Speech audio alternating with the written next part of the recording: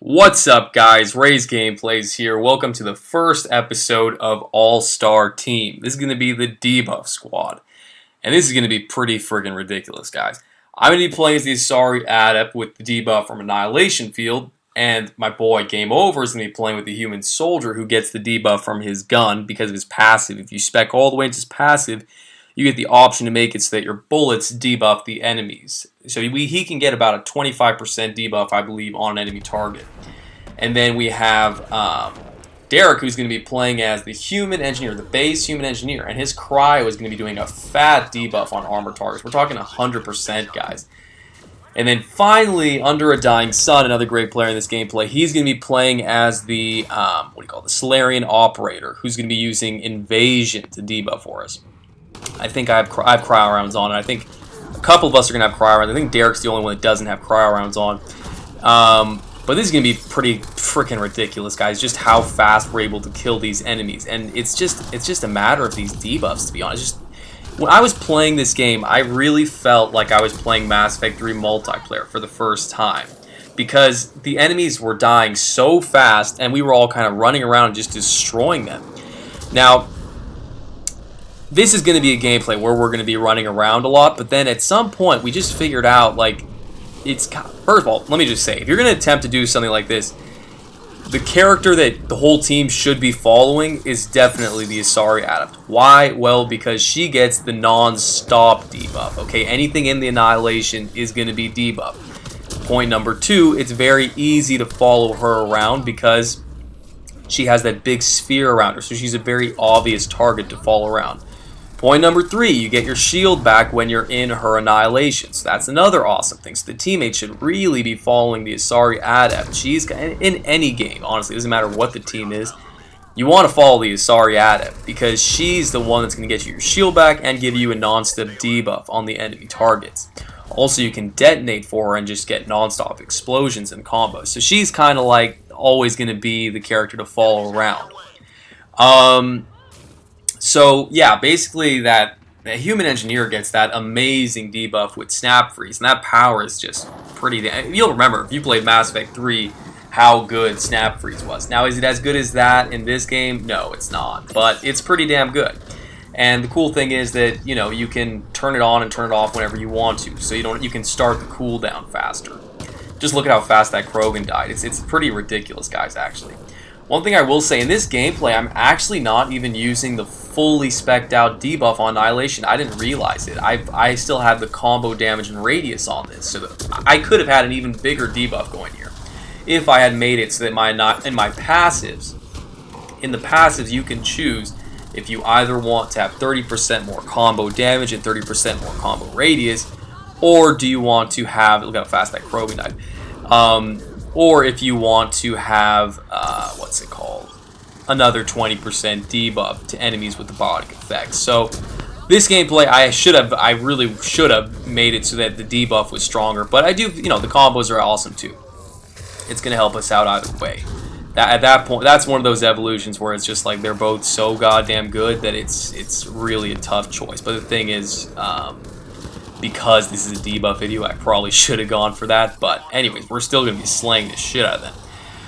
Most of us are going to be using cryo rounds, so they're going to be getting that debuff as well. So, I mean, when you really think about it, guys, it's going to be a very easy game.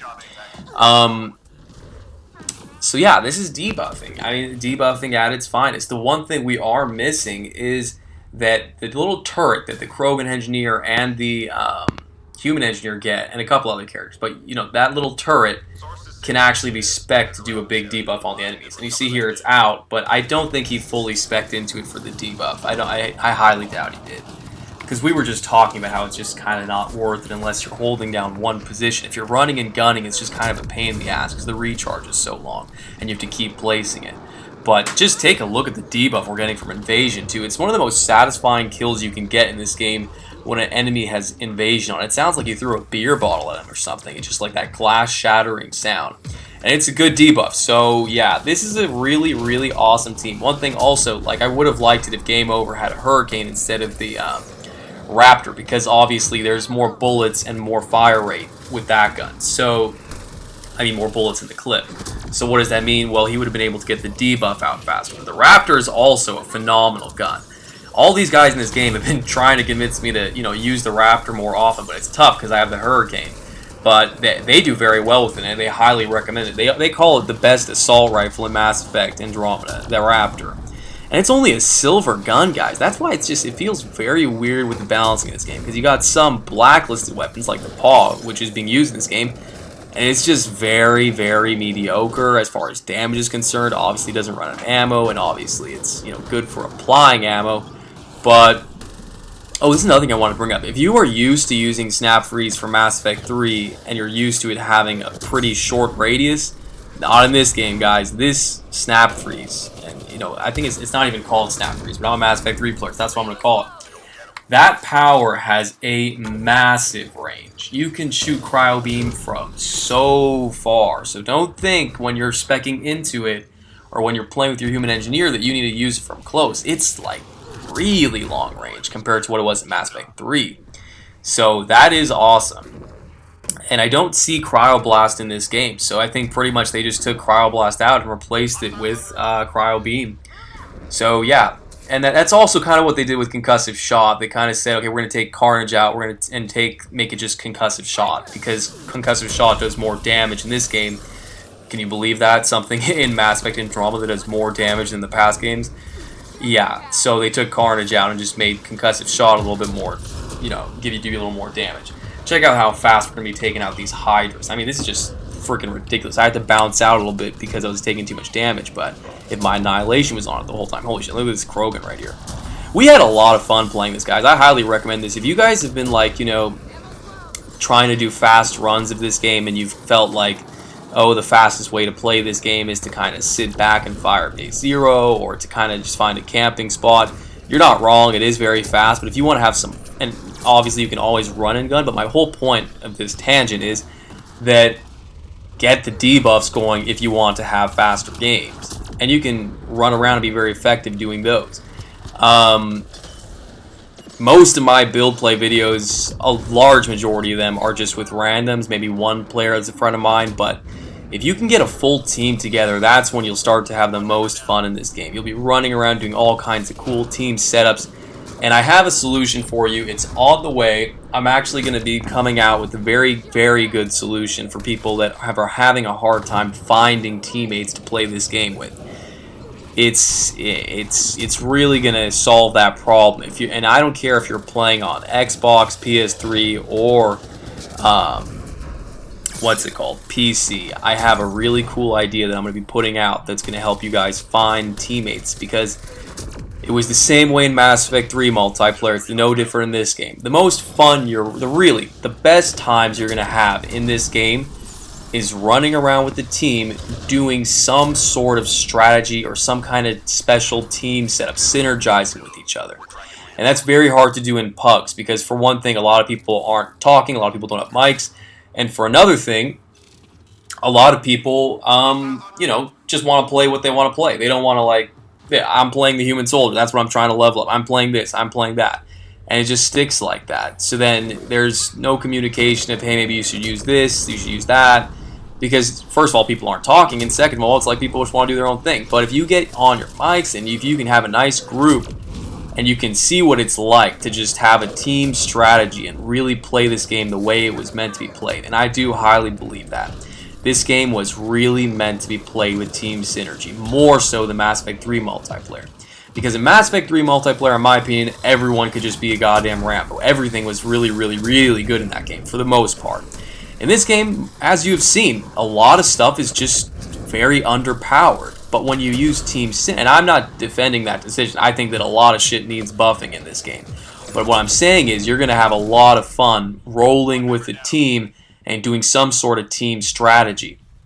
Here I'm going to get dropped. Remember, playing in Asariata, you are squishy. You will just start, especially if you're doing a Lance build. You're going to be throwing off your Lances thinking, holy shit, I'm killing everything so fast. And then you're going to forget, wait a minute, I don't have any fucking... I'm actually pretty goddamn squishy. So you do got to keep an eye on your health and shields. And most importantly, stay near your teammates and have your teammates supporting whatever's in the Annihilation. When you go toe-to-toe with an Atlas, expect, hey, that's going to take some time to kill. So just keep in mind you're not going to get your barrier back very fast from a kill. I mean, look at this. This is a gameplay when we've literally debuffed this shit out of that Atlas, and it still was able to drop me before we could kill it and get my shield back. Why? Because, you know, everyone stopped focusing on the main target and focused on other little targets. That split second of the team kind of not synergizing, it can get the Asari Adept down. So that's the problem. The other great thing about having a human soldier in this gameplay is that he's going to be using concussive shot. This is more of a concussive shot build that he's using, not so much the frag grenade sniper build that I gave you guys.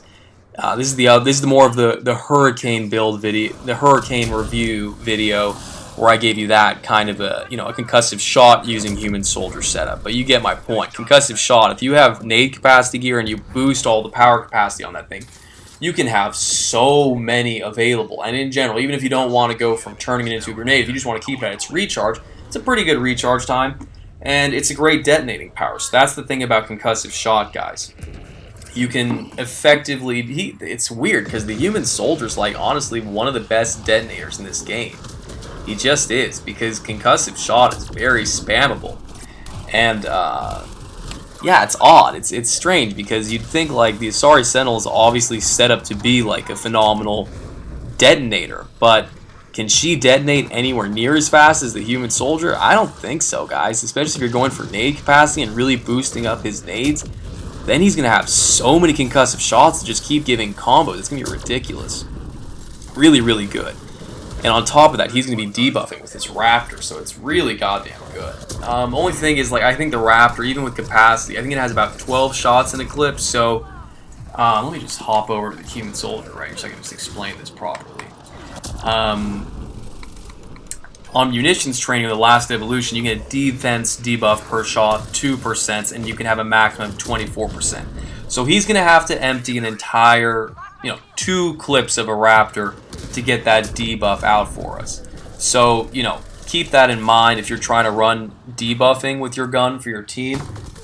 Use a high fire rate weapon. Like the Hurricane would be phenomenal, but anything with a high fire rate. The Paw, here I'm going to get absolutely dropped. The minute I go away from my teammates, I'm going to get absolutely fucked up because, first of all, this part of the map is really bad if you're on your own, guys. They're shooting you from every single angle. You do not want to be here. They're going to be shooting you from like every single angle, but I have to come out here to get this target real quick. Look at how many spots they have. They can shoot you from high, they can shoot you from low. It's really a shooting range for them. And if your teammates aren't backing you up and helping you get kills inside of your annihilation, then yeah, you will get dropped. Or at least debuffing them so you can kill them faster. Or just putting some more damage on so you can kill them faster. There's tons of great ways to, synergize with an Asari Adept. Another great way is to have people energy draining with the energy drain evolution that gives you your teammates' shields back. There's the, the Ungar guy who can just shield boost. And the great thing is actually this Solarian dude, he actually gets shield boosts. What's his called? The fucking operator. So he's like a ridiculously good character, guys, because he gets shield boost, invasion, and overload. So he's got a debuff, a shield giver, and overload, which is a great detonator. So he's an awesome character, guys. I can't wait to get him to level 20 and max out his character cards. Just look at the onslaught right here. Another Atlas kills coming up. Not Atlas and Hydra. So used to Mass Effect 3, man. Every time I see it, they basically are Atlases, though, except they're not. I don't think there's a guy in there piloting that shit. It's just a robot. In Mass Effect 3, there was supposedly a guy inside there, but it didn't really make sense because if you were to use in the campaign, yeah, there was definitely a guy in there. But in Mass Effect 3, you couldn't see the guy in there in the multiplayer. But if you sabotaged it, it would start shooting at enemies. So I don't know if that makes it a robot or what that was. But yeah, man, just take a look at this destruction here. That Solarian's going to punch me. I'm just going to blow him up for doing that. Cryo rounds, another great way to debuff the enemies. Here you get dropped. Finally, that Krogan just fucking trucks on me. Again, the minute the teammates aren't around, you get in trouble. Because when you're doing kind of a debuffy setup, you get so used to just, being able to kill the enemies so fast that when they run away, you still feel like you're on that kind of crack level of just having this insane killing potential. And then you realize, oh, wait a minute. A lot of that was the debuffs. Check this shit out right here. Ridiculous. I think I just saw the invasion go in there, so it's going to be even more insane right now. Just really fast, guys. I mean, really fun. Really, really fun. Yeah, not much else to say, guys. It's just I'm gonna have a ton of these gameplay vids coming out where I show you like cool team. Some team setups are just gonna be for fun, and some are gonna be like, hey, this is a really efficient way to play the game. This is an example of a really efficient way to play the game. This was done for fun too, but mainly it's just like, wow, you should play the game like this if you get a chance. Alright guys, be sure to rate, like, comment, subscribe if you did enjoy this. This was a blast of a gameplay. I hope to see you guys in more of these videos. Let me know if you have any suggestions of some cool teams, squad setups that you would like to see. Let me know and I'll try and cover them. Alright guys, have a great day.